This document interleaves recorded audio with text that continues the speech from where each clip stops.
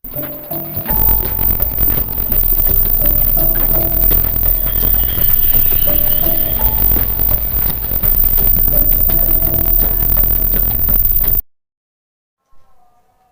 Rimang, kelahiran Kapuas Hulu tahun 1995, menulis 10 cerpen di antologi cerpen berjudul Perempuan 12 Malam.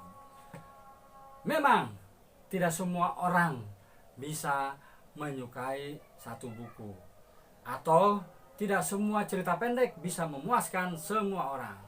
Tapi yang perlu kita apresiasi adalah Sela Rimang bisa menulis cerita pendek yang dikumpulkan di sini. Ada 10 cerita pendek. Bagaimana pertanyaannya? Imajinasinya bergerak dan kemudian dia melukiskannya dalam kata. Saya akan memulai cerita pendek yang pertama. Judulnya adalah Bunga Terakhir Buat Rara. Di sini tokohnya Andri, tapi penulis point of view-nya aku. Dia seorang laki-laki. Kemudian ada satu tokoh lagi, Rara. Rara ini adalah Tionghoa keturunan. Nah, di dalam cerita pendek ini saya kasih nilai 6 lah, karena di sini persoalan mimpi.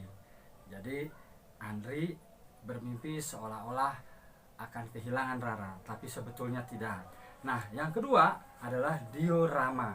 Nah, diorama ini menarik, split body ya. Jadi kita harus tahu dulu karya-karya Jepang, yaitu karya animasi judulnya Kimi no Na wa.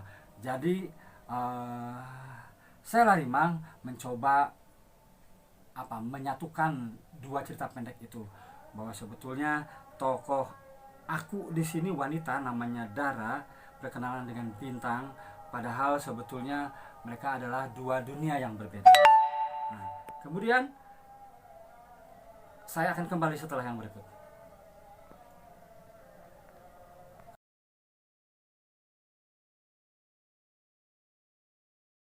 Oke, sahabat Gelagung TV, di kumpulan cerita pendek Perempuan 12 Malam ini ada dua cerita pendek yang bagus. Yang pertama adalah Nak Yasi. Nak Yasi itu artinya adalah takdir. Nah, cerita ini adalah tentang seorang ibu namanya Cita. Dia gagal dalam hidupnya. Dia dulu pernah lulus sekolah tingkat SMP tapi gagal ke SMA. Saat itu umurnya 18 tahun, tapi dia dinikahkan oleh ibunya yang pernah gila. Ibunya mengancam kalau tidak menikah maka ibunya akan bunuh diri. Cita dinikahkan dengan laki-laki yang suka gonta-ganti perempuan. Nah, kemudian Cita memiliki seorang bayi perempuan, dan ceritanya dimulai masa kini.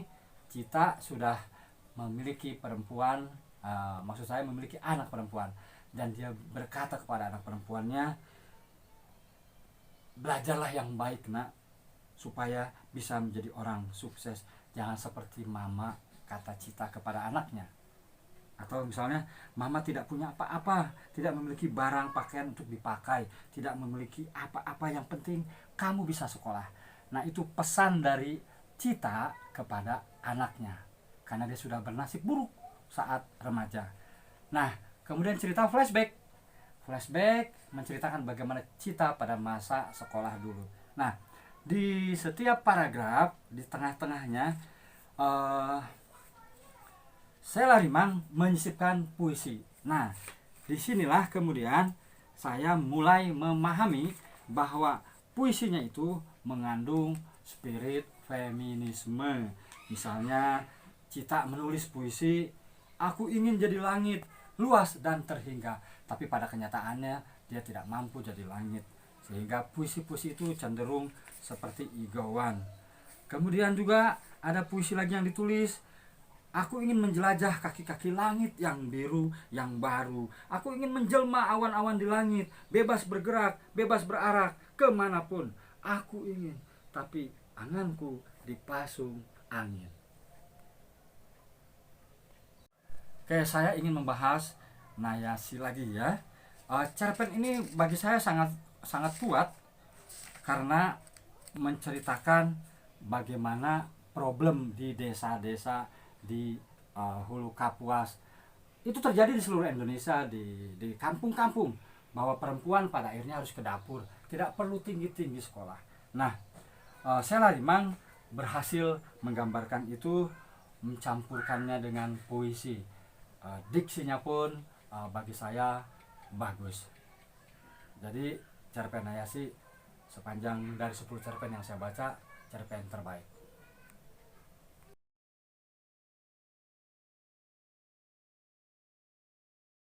Cerpen keempat, Irish Queen, atau artinya Ratu Pelangi. Ini menceritakan tentang pelayan di sebuah restoran, namanya adalah Nindita. Kemudian dia berkenalan dengan pelayan yang lain, namanya Jonathan. Dari kedekatan mereka di dapur, kemudian mereka berhubungan seks, lalu hamillah si perempuan. Tapi orang tua si perempuan tidak menerima, sehingga ini menjadi forbidden love. Nah, kemudian si perempuan Nindita itu mengasuh anaknya sendirian, sehingga single parent. Tapi saya melihat di sini diksi-diksinya kurang pas, terutama dalam dialog, karena banyak memakai kata-kata serapan dari bahasa asing.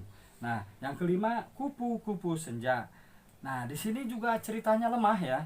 Ini persoalan Andini bersama tokoh aku namanya Andika. Mereka sudah pacaran 7 tahun. Tiba-tiba Andika dipanggil polisi, dan si pacarnya itu, padahal mereka mau menikah loh 3 hari lagi, dan si pacarnya itu Andini lapor ke polisi bahwa Andika sudah melakukan penipuan. Persoalannya, kata polisi, kamu memegang uang, pemegang tabungan kan? Iya, tapi yang mengatur uang adalah Andini. Nah, kata polisi, nah karena kamu memegang tabungan, kamu dituduh menggelapkan uang. Nah, di sini apakah si Andini pakai ATM? Nah, di sini lemahlah dalam cerita. Yang keenam, ini yang menarik nih, yang keenam. Saya rasa ini yang kedua yang terbagus. Judulnya Malam-Malam Hujan.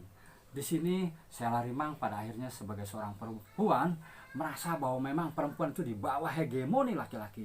Ini yang disebut patriarki tadi, bahwa perempuan pada akhirnya hanya objek seks. Di sini diksinya bagus sekali, bagaimana hujan itu menjadi metafor dari tangis, isak tangis si tokoh. Jadi tokoh perempuan di sini memakai point of view saya berselingkuh dengan seorang laki-laki yang sudah beristri. Mereka sering melakukan hubungan seks di hotel. Menarik. Saya akan kembali setelah yang berikut. Oke, masih perempuan 12 malam. Nah, cerpen ketujuh judulnya Panggil Aku V. Nah, di sini menceritakan tentang V bernama asli Pelangi Merah Jambu, yang berkenalan dengan Eja dengan nama asli Senja Kelabu. Mereka sebetulnya saling ketertarikan, terutama Eja. Tapi sebetulnya V menyimpan rahasia bahwa ternyata mereka lahir dari rahim ibu yang sama. Hanya kritik saya buat Sheila Limang, ini salah membuat judul. Jadi panggil aku, V, harusnya itu seseorang berteriak pada V, panggil aku V. Tapi ketika saya baca di ending, dimaksudkan adalah panggil aku V. Berarti V mengabarkan kepada orang, panggil aku V. Harusnya menulisnya tanda bacanya panggil aku tanda kutip V, tidak pakai koma. Tapi tidak apa-apalah, kesalahan kecil itu ya. Nah, yang kedelapan, Pasung Asa. Nah, ini juga persoalan kritik sosial kepada para penyair atau kepada para penulis, bagaimana seks bebas mereka lakukan. Jadi Pasung Asa ini menceritakan tentang seorang perempuan yang melakukan hubungan seks dengan seorang ketua komunitas penulis. Oke, yang kesembilan adalah perempuan 12 jam. Saya pikir ini ada perempuan 12 malam, saya pikir ini perempuan melewati 12 malam. Tapi ternyata maksudnya adalah para perempuan yang menghabiskan waktu pada jam 12 malam.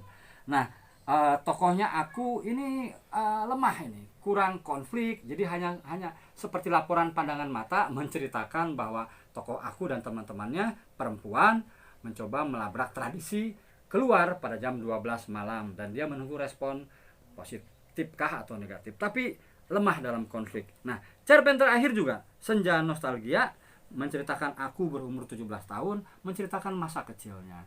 Jadi tampaknya memang tidak mudah menulis 10 cerita pendek. Sela Rimang di 8, 9, 10 cerita pendek terakhir terlihat sekali mulai kedodoran. Sahabat Golagung TV, terutama para penulis yang tergabung di forum penulis Barat Borneo, kali ini Sela Rimang yang saya bedah bukunya, bahwa menulis itu adalah selain pengalaman sehari-hari juga pengamatan atau hasil dari riset lapangan dan riset pustaka. Di Sela Rimang ini tampak sekali memang hasil dari riset lapangan dan riset pustaka. Saya mencoba melakukan pendekatan dengan kritik